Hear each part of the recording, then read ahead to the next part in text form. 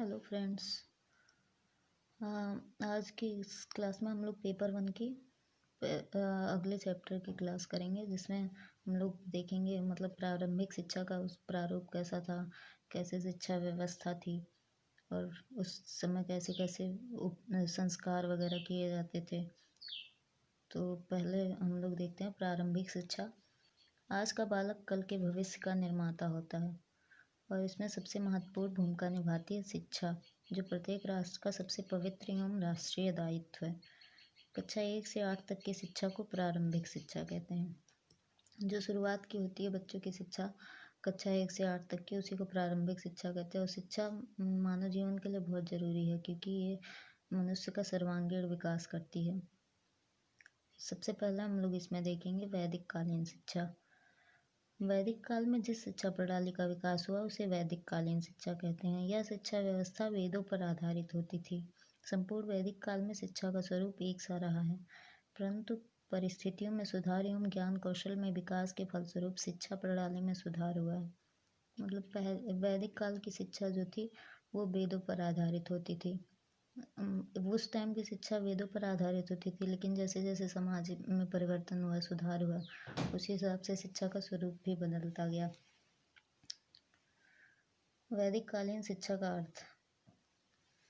वैदिक कालीन शिक्षा का अर्थ स्पष्ट करते हुए अल्तेकर महोदय ने कहा है कि वैदिक युग से भारत में शिक्षा का तात्पर्य प्रकाश का वह स्रोत है जो जीवन के विभिन्न क्षेत्रों में हमारा शिक्षा प्रदर्शन करती है। अल्तेकर महोदय के अनुसार है कि जो हमारे जीवन के विभिन्न कार्यों में हमारा सहायता करती है, हमारी अलग अलग क्षेत्रों में हमारा मार्गदर्शन करती है, वही शिक्षा है। इस प्रकार शिक्षा एक प्रकाश है, किंतु यह पुस्तकीय ज्ञान का पर्याय नहीं है, क्योंकि प्राचीन भारतीय गुरुओं का यह दृढ़ विश्वास था कि मनुष्य ने भले ही विभिन्न शास्त्रों का ज्ञान प्राप्त कर लिया हो, पर यदि उसमें अंतर्दृष्टि का विकास नहीं हुआ और उसे अपने अध्ययन के फलस्वरूप अंतर्ज्योति नहीं प्राप्त हुई तो वह मूर्ख है। केवल क्रियाशील मनुष्य ही वास्तव में शिक्षित है। वास्तव में वैदिक कालीन शिक्षा का तात्पर्य अंतर्ज्योति और शक्ति से था, जिससे मानव की शारीरिक, मानसिक, चारित्रिक शक्तियों का संतुलित विकास हो सके। अब देखते हैं वैदिक कालीन शिक्षा के उद्देश्य।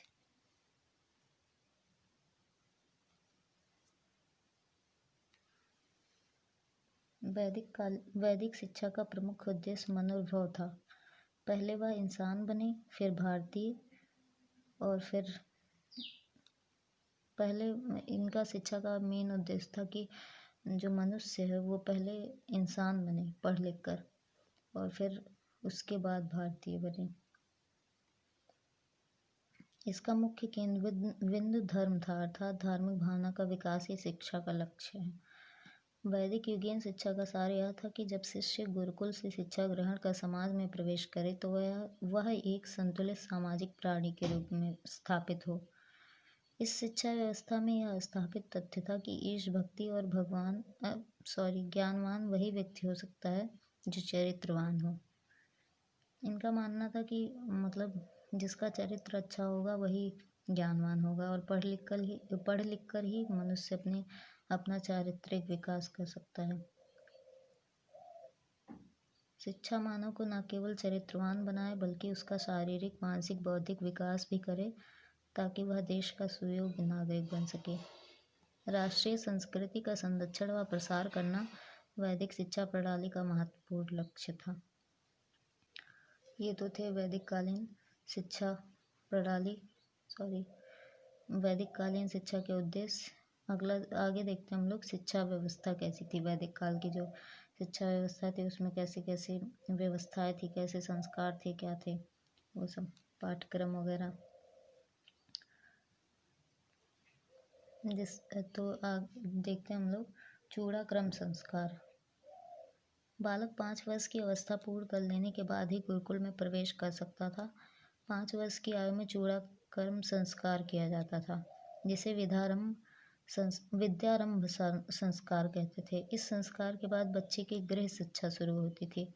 प्रायः प्रारंभिक शिक्षा घर में माता पिता बुजुर्गों के बीच ही संपन्न होती थी। परिवार में मंत्रों का उच्चारण, अभ्यास, पठन, प्रारंभिक गणित, कथा कहानी आदि का ज्ञान कराया जाता था। चूड़ाकर्म संस्कार बच्चों के जब बच्चे 5 वर्ष के हो जाते थे तब उनका चूड़ाकर्म संस्कार किया जाता था। इसी को विद्यारंभ संस्कार कहते थे। मतलब इस एज के बाद उनके विद्या ग्रहण की प्रथा शुरू कर सकते थे। और इस संस्कार में मतलब बच्चे को घर पे ही शिक्षा दी जाती थी। प्रारंभिक शिक्षा जो है वो घर पे ही होती थी बच्चों की। और उसमें उन लोगों को शुरुआती मंत्रोच्चारण, अभ्यास, पठन, प्रारंभिक गणित वगैरह सिखाए जाते थे। अगला उपनयन संस्कार। गुरुकुल में प्रवेश पर बालक का उपनयन संस्कार किया जाता था। चूड़ाकर्म संस्कार के बाद बच्चे घर पे ही रहकर अपनी प्रारंभिक शिक्षा प्राप्त करते थे। फिर जब बच्चों का गुरुकुल में प्रवेश कराया जाता था तो उनका उपनयन संस्कार होता था। उपनयन का शाब्दिक अर्थ है पास ले जाना, अर्थात गुरु के समीप ले जाना। इस संस्कार में बालक को घर के वस्त्र उतार कर ब्रह्मचारी वस्त्र धारण कराया जाता था। गुरु सावित्री मंत्र का उपदेश देकर शिक्षा प्रारंभ करता था। इस धार्मिक संस्कार के बाद छात्र भौतिक शरीर से आध्यात्मिक शरीर प्राप्त करता था और द्विज कहलाने लगता था।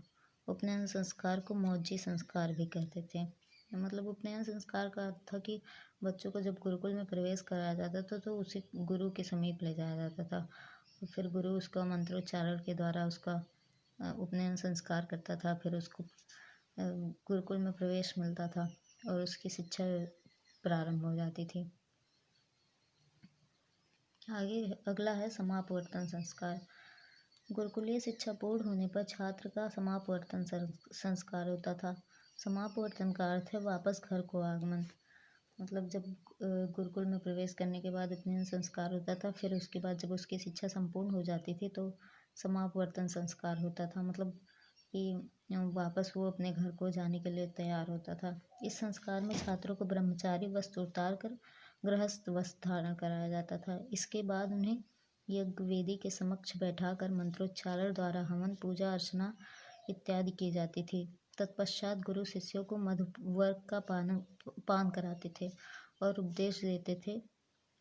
वे छात्रों को कर्तव्य पालन, समाज सेवा, राष्ट्र सेवा और कभी आलस्य न करने की सलाह देते थे।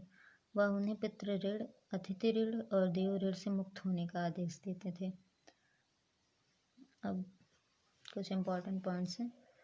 उपनयन संस्कार की अवधि। ब्राह्मण छात्रों के लिए उपनयन संस्कार की अवधि 8 वर्ष थी। क्षत्रिय छात्रों के लिए 11 वर्ष और वैश्य छात्रों के लिए 12 वर्ष। और एक वेद के ज्ञाता को उस समय वैदिक कालीन युग में स्नातक कहा जाता था। 2 वेदों के ज्ञाता को वसु, 3 वेदों के ज्ञाता को रुद्र, चौथे वेद के ज्ञाता को आदित्य कहते थे। वैदिक कालीन शिक्षा व्यवस्था में अध्ययन काल 12 वर्ष का होता था। सामान्यतया शिक्षा सत्र की अवधि 1 वर्ष में 4.5 या 5 मास की होती थी। विद्या अध्ययन का आरंभ श्रावण मास की पूर्णिमा को उपाक्रम समारोह से शुरू होता था और 5 मास की पूर्णिमा को छंद मास उत्सर्जन समारोह से समाप्त होता था। शिक्षण कार्य प्रातःकाल से मध्याह्न तक, फिर कुछ विश्राम तथा भोजनोपरांत सायंकाल तक चलता था। ये उस समय की शिक्षा व्यवस्था थी। कैसे कब क्या प्रारंभ करना है, कब से कब तक क्या पढ़ना है, उसकी टाइमिंग क्या है, सब उस समय अलग व्यवस्था रहती थी। प्राचीन काल में आज जैसे बड़े बड़े भवन के भीतर शिक्षण कार्य नहीं होता था, अपितु शिक्षा प्रकृति के स्वाभाविक वातावरण में और खुले माहौल में होती थी। वेशभूषा निर्धारित थी। ब्राह्मण की मेखला मूंज की, क्षत्रिय की तांत की और वैश्य की ऊन की बनी हुई होती थी। बालकों को वेद, पुराण, उपनिषद, नीतिशास्त्र, इतिहास, गणित, भाषा, कला, विज्ञान, शिल्प, शिक्षा, कृषि, पशुपालन, अर्थशास्त्र एवं सैन्य विज्ञान का ज्ञान आवश्यक था। उस समय ऐसा ज्ञान दिया जाता था जो उनके मतलब गुरुकुल से जाने के बाद उनके जीवन में उनकी सहायता कर सके, अपना जीविकोपार्जन प्राप्त करने के लिए उनकी मदद कर सके। इस काल की प्रमुख 3 विधियां थीं: श्रवण, मनन, निध्यासन। सर्वप्रथम छात्र गुरु की कही बातों को सुनता था, उसका मन से चिंतन करता था और उसे अपने व्यवहार में उतारता था। वैदिक युग में गुरु शिष्य का संबंध पिता पुत्रवत होता था। वैदिक युगीन शिक्षा निष्पक्ष थी। गुरुजन छात्रों के साथ एक समान व्यवहार करते थे। नियम तोड़ने पर प्रत्येक उद्दंड छात्र को सजा मिलती थी। वैदिक युगीन शिक्षा प्रणाली परीक्षा विहीन थी। मुख्य लक्ष्य ज्ञानार्जन ही था। मतलब उस समय गुरु शिष्य में मैत्रीपूर्ण संबंध, मतलब पिता पुत्र संबंध होता था। और ऐसा नहीं था कि राजा का बेटा है तो उसके साथ अलग व्यवहार और किसान का बेटा है तो अलग व्यवहार, सबके साथ एक जैसा व्यवहार होता था। और उस समय परीक्षा नहीं होती थी। शिक्षा का उद्देश्य, जो मेन उद्देश्य था, वो केवल ज्ञान अर्जन ही था। वैदिक कालीन शिक्षा की विशेषताएं। वैदिक कालीन शिक्षा राज के नियंत्रण से पूर्णतया मुक्त थी। मतलब शिक्षा व्यवस्था पर राजा का कोई नियंत्रण नहीं रहता था। इस युग में शिक्षा को एक पवित्र कर्तव्य समझा जाता था। वैदिक युगीन शिक्षा निःशुल्क थी। शिक्षा के द्वार सभी के लिए खुले थे। तो उस समय शिक्षा के लिए कोई शुल्क नहीं लिया जाता था और हर कोई शिक्षा ग्रहण कर सकता था। शिक्षा का स्वरूप मुख्यतः वैयक्तिक था। गुरु वैयक्तिक भिन्नता के आधार पर प्रत्येक शिष्य को ज्ञान व प्रशिक्षण देता था। जैसे राजा आगे चलकर बनना है, राजा के बेटे को, तो उसको अलग से शिक्षा दी जाती थी। क्षत्रिय के बेटे को अलग से, वैश्य शूद्र के बेटों को अलग से। शिक्षा पुस्तकीय ना होकर व्यवहारिक थी। शिक्षा आवासीय थी, लेकिन इसके लिए कोई शुल्क नहीं देना पड़ता था। मतलब शिक्षा आवासीय थी, गुरु के आश्रम में ही रहकर शिक्षा ग्रहण करनी रहती थी, लेकिन पूरी शिक्षा एकदम निःशुल्क थी। अब आगे देखते हैं वैदिक कालीन शिक्षा की कमियां। वैदिक कालीन शिक्षा प्रणाली में बाल मनोविज्ञान का समावेश नहीं था। वैदिक शिक्षा बाल केंद्रित न होकर एक मार्गी थी।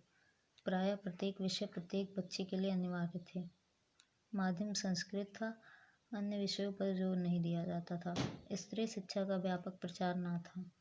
शिक्षा पद्धति मौखिक थी, लेकिन अभ्यास पर जोर नहीं दिया जाता था। इस तरह वैदिक कालीन शिक्षा में बहुत सारे मतलब उसकी विशेषताएं भी थी। निःशुल्क था और अलग जातियों के लोगों को अलग अलग तरह से पढ़ाया जाता था, लेकिन उसकी कमियां भी थी। स्त्री शिक्षा वगैरह पर ध्यान नहीं दिया जाता था और केवल मौखिक शिक्षा दी जाती थी। परीक्षाएं नहीं होती थी, लिखने पर जोर नहीं दिया जाता था। ये सब उसकी कमियां थी। तो ये थी वैदिक कालीन शिक्षा। अगले क्लास में हम लोग देखेंगे बौद्ध कालीन शिक्षा। धन्यवाद।